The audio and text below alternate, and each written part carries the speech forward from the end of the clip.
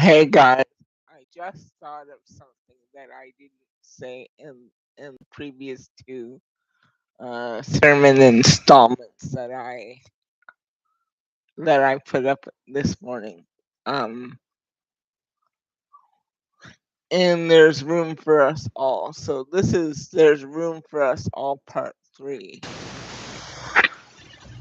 What why there is different sermon styles and different ways of delivering a sermon is because there's different people, and the way to another person's heart, the way to one person's heart, the way that they need to receive the gospel is not the way one person needs to um receive it.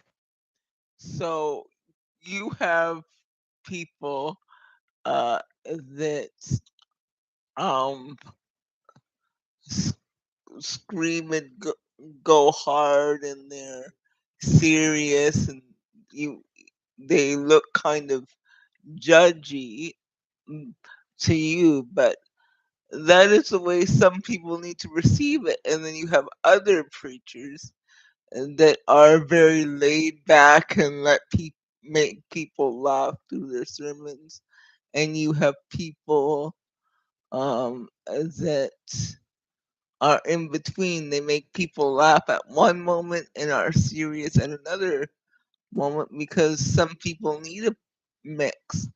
Because let us remember that God's main goal is to get people saved by his precious blood.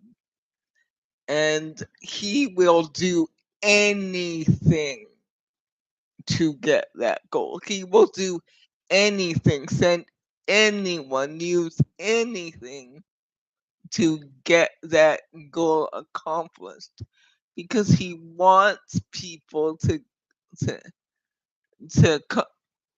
come into contact or relationship, I should say, with him.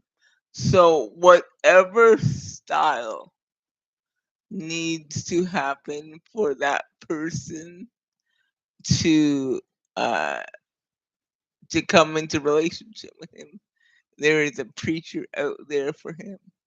Now, now or her. Uh Now, I'm not saying that if you don't like a preacher, just turn them off. Usually, when things annoy you and you are called to that person, and when things really get you that they're saying, and there's a reaction, either anger or sadness or something, there's something with the word of God that that person is speaking that you need to hear. So that's why there's a reaction. So I like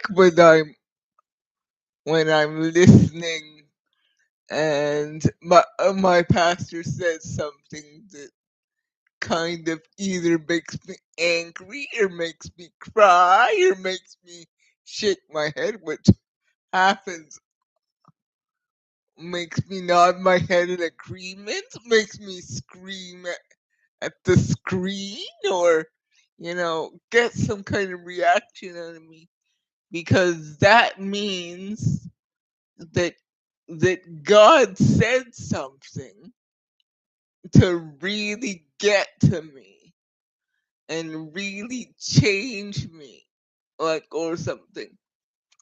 um I'll tell you a bit of my church journey so that you guys kind of understand what I mean. I started going to online church way before the pandemic.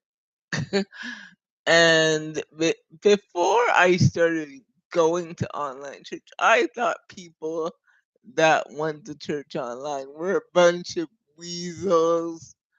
Honestly, I thought they were lazy, and I thought they just wanted to watch church at home and sit home and whatever. But when my current church moved, I started doing the online thing. I'm like, let me watch this thing for a while. And there was a time where I was doing both. I would go to church and I would go to church physically and then come home and watch church online. And then when I left church physically, simply because my church moved and I could feel the Lord moving me on, um, I started going to three online churches. I went to, yeah, I went to one at 5, one at 7, and one I would watch a sermon on Monday. And God said to me, this is only me. Um, He said, you need to pick a church home.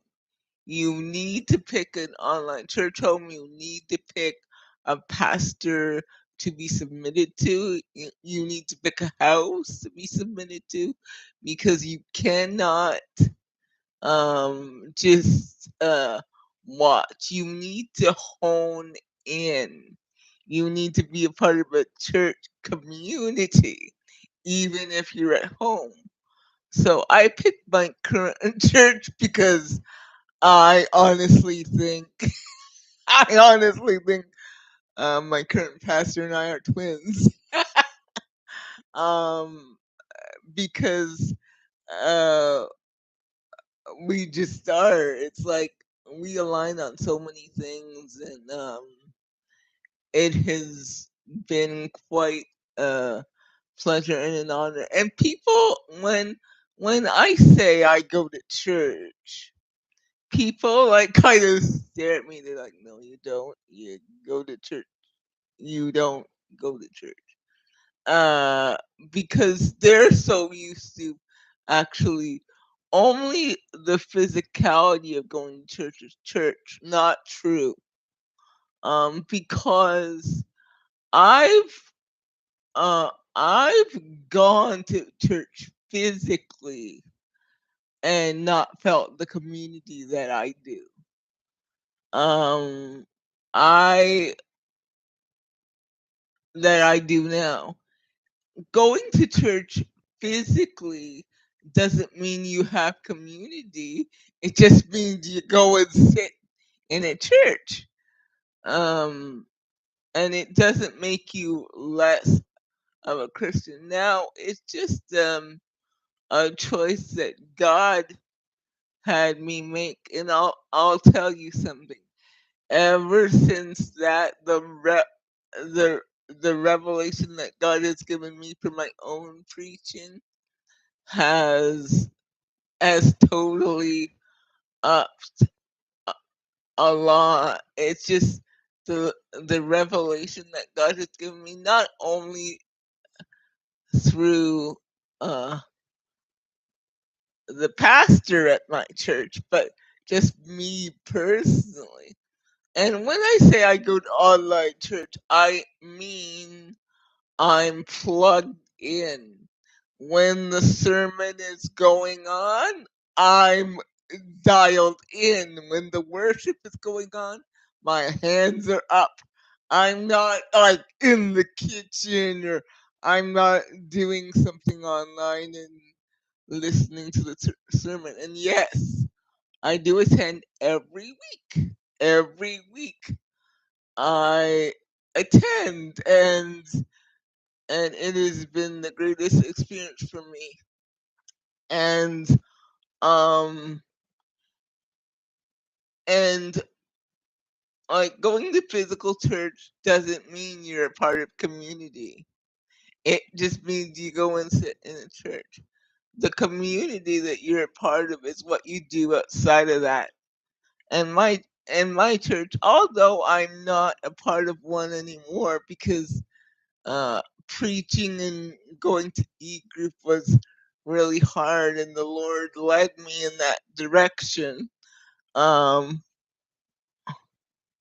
I went to E group for a really long time and met with a wonderful group of ladies. I went for about a year and loved it. But my E group shifted, and the Lord hasn't released me to find another one. But it was a really enjoyable experience when I was doing it. And now I need to say this. It needs to be God led if you decide to do online church. You can't it is not wise to do online church because you're bored or you're busy or you can't be bothered. No, it has to be a God led decision. And if there is a church if there is a physical church God is leading you to, and you say, oh my God, it's just easier to go online. No, no, no, no. Uh, I would say respectfully, just get up and go because it's a community. It's a community, and like where God has called you, where God has placed you, it's so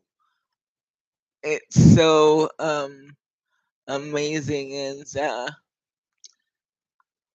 I just wanted to say that, and uh, the reason why God has different churches is because there are different people. But don't cherry pick churches because this one makes me uncomfortable. I'm leaving, or this one said something that offends me, so I'm leaving. Uh, as I said before, maybe it offends you because God is trying to make a change in you.